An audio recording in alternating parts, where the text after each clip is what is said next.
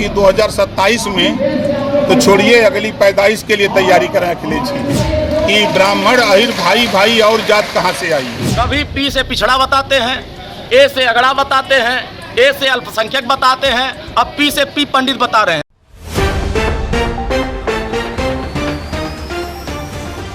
उत्तर प्रदेश की राजनीति में 2027 विधानसभा चुनाव से पहले सियासी बयानबाजी तेज होती नजर आ रही है। आजमगढ़ के अहरौला में आयोजित समरसता सम्मेलन में कैबिनेट मंत्री और भाजपा के राष्ट्रीय अध्यक्ष ओम प्रकाश राजभर ने समाजवादी पार्टी और उसके प्रमुख अखिलेश यादव पर तीखा हमला बोला। उन्होंने दावा किया कि सपा का पीडीए अब खत्म हो चुका है और पार्टी नई जातीय राजनीति करने की कोशिश कर रही है।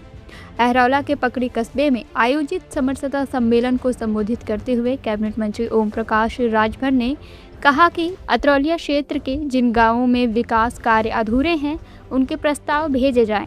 सरकार कार्य योजना बनाकर बजट उपलब्ध कराएगी। उन्होंने कहा कि केंद्र और प्रदेश की एनडीए सरकार वर्ष 2047 तक विकसित भारत के लक्ष्य को लेकर काम कर रही है। राजभर ने दावा किया कि वर्ष 2017 से पहले प्रदेश में सरकारी धन की लूट होती थी और माफियाओं को संरक्षण दिया जाता था, जबकि मौजूदा सरकार ने अपराध और माफिया पर प्रभावी कार्रवाई की है।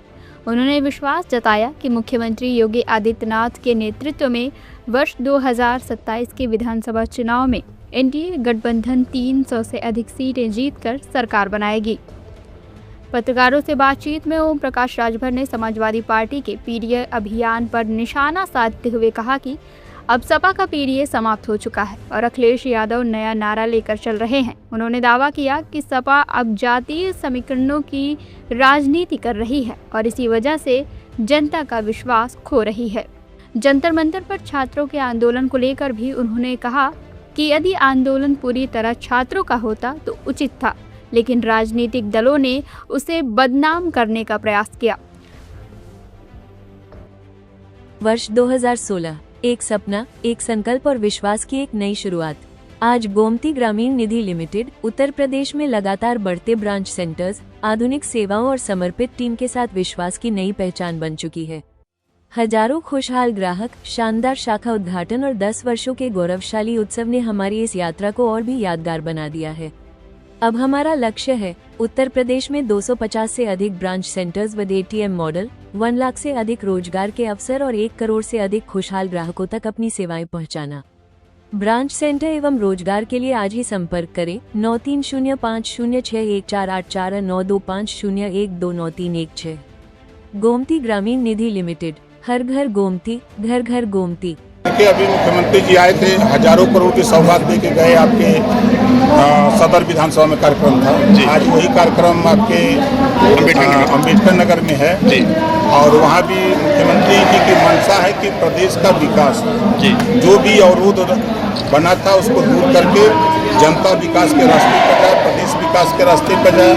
जो सपना हमारे देश के प्रधानमंत्री मोदी जी ने सोचा है कि 2047 तक विकसित भारत और आत्मनिर्भर भारत, तो उसी तरह सूबे के मुख्यमंत्री जी की सोच है कि विकसित उत्तर प्रदेश और आत्मनिर्भर उत्तर प्रदेश बने, इसके लिए सरकार काम कर रही है। जी मंत्री जी, 2027 के लिए क्या कहेंगे और कितनी सीटों पर आपकी दावेदारी रहेगी? देखिए, हमारी दावेदारी तो हम लोग सब लोग 403 सीटों पर जी।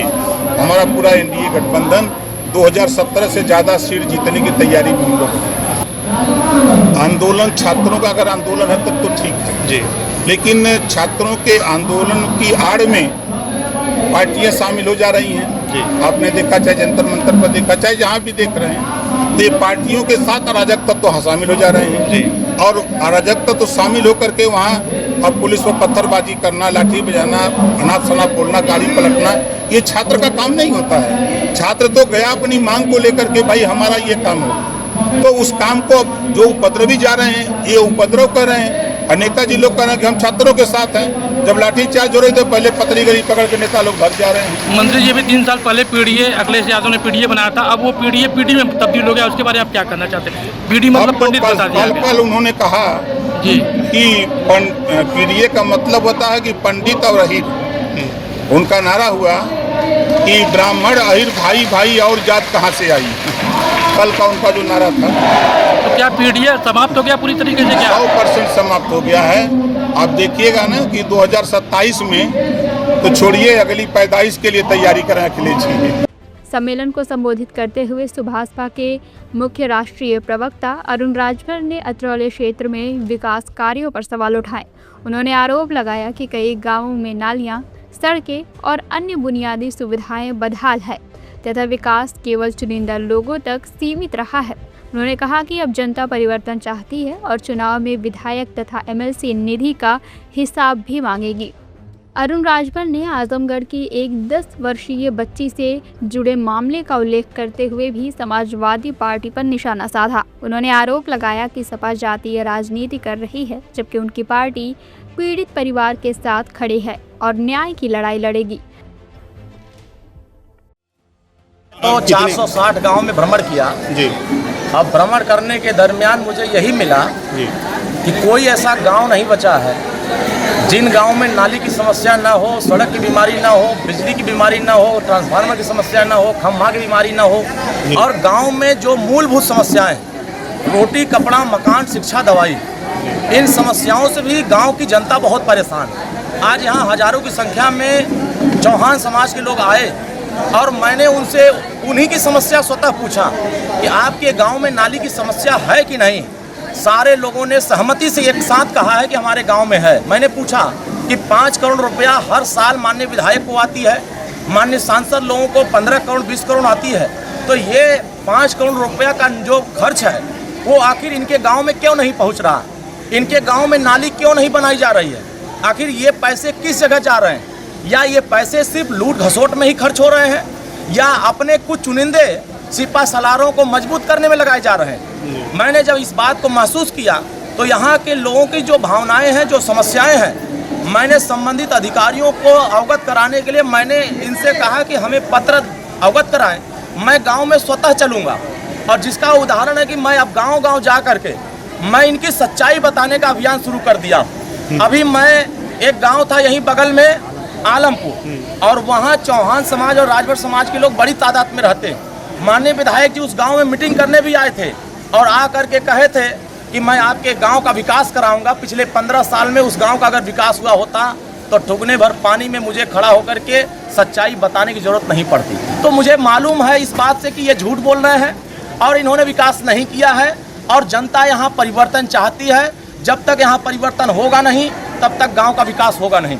मैंने देखा है लखनऊ से मैंने अहिरौला कप्तानगंज मार्ग पर जब 58 करोड़ रुपया लाया तो यही माननीय विधायक और सांसद लोगों ने अफवाह फैलाया कि माननीय ओम प्रकाश राजभर झूठ बोल रहे हैं, अफवाह फैला रहे हैं, धोखा दे रहे हैं। और जब मैंने टेंडर करा करके पैसा अलाट करा दिया और काम लगवा दिया तब फिर मुंह छुपा करके भागने लगे और फिर जनता के बीच में मुंह दिखाने लायक नहीं बचे। और मैं सिकंदरपुर नरियाव मार्ग पर भी 5 किलोमीटर पर 13 करोड़ रुपया लाया। मैंने बिना वोट की राजनीति किया है। यहाँ वोट देख करके काम किया जाता है, वोट देख करके गांव में जाया जाता है। अब सोचिए कि यहाँ जाति के आधार पर कार्य होते हैं। अरुण राजभर जाति के आधार पर कार्य करने नहीं आए हैं। समाज का हर तबका अगर पीड़ित है तो उसका समस्या का समाधान करने आए हैं, उसका निदान करने आए। यहाँ पर भी देखिए घटना हुई है टहर की सिंधुपुर में 10 साल की बेटी, वहाँ तक ना तो सांसद उस परिवार के बीच में पहुँचे, न माननीय विधायक पहुँचे, क्योंकि उनके स्वजाति लोगों का प्रतिनिधिमंडल हमारे लोग गए थे। देखिए ये कंफ्यूज नेता है, ये भ्रमित नेता है, ये हर समय अपना स्लोगन बदल रहे हैं। कभी पी से पिछड़ा बताते हैं, ए से अगड़ा बताते हैं, ए से अल्पसंख्यक बताते हैं, अब पी से पी पंडित बता रहे हैं। तो इनको भी ये बताना चाहिए। तो आप जैसे सम्मानित पत्रकारों से एक बार वार्ता हुई, किसी सम्मानित पत्रकार ने पूछ दिया था कि श्री अखिलेश जी आप बताइए कि जब ब्राह्मण मरता है तब आप उनके यहाँ संवेदना व्यक्त क्यों करने नहीं जाते हैं जब यादव हत्या करता है? तब उन्होंने पहले पूछा ये बताओ आपकी जाति क्या है? तो उन्होंने कहा वो आपकी जाति क्या है? तो उन्होंने कहा कि हमारी जाति मिश्रा है।